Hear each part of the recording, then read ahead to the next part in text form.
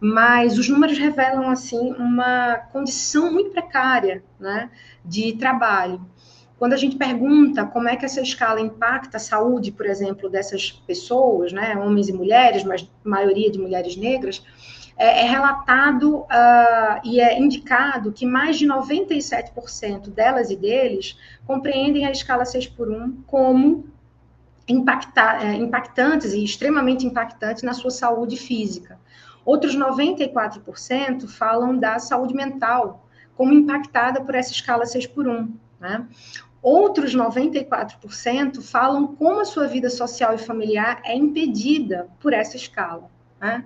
Além desses números, de um consenso enorme sobre os impactos dessa escala, a gente tem também a revelação de certos relatos muito doloridos e muito importantes para a gente pensar as condições dessas pessoas na escala 6 por 1. Elas indicam, né, pelo menos três palavras, né, que surgem com muita força: a exaustão, a sobrecarga e o isolamento. A exaustão, porque essas pessoas, elas trabalham 6 dias, têm a folga em um, e esse um dia ele serve para muitas coisas, principalmente para reproduzir a própria vida, quer dizer, se alimentar ou conseguir fazer a própria alimentação para a semana, cuidar dos filhos, cuidar dos idosos, cuidar da casa, né, minimamente cuidar de si.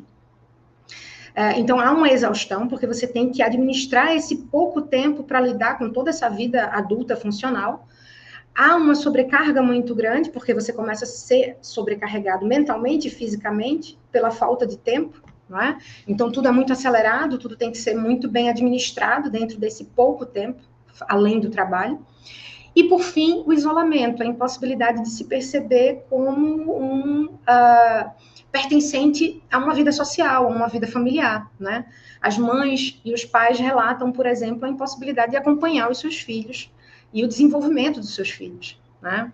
A gente vê muitos relatos também da impossibilidade de planejamento, de planejar um futuro.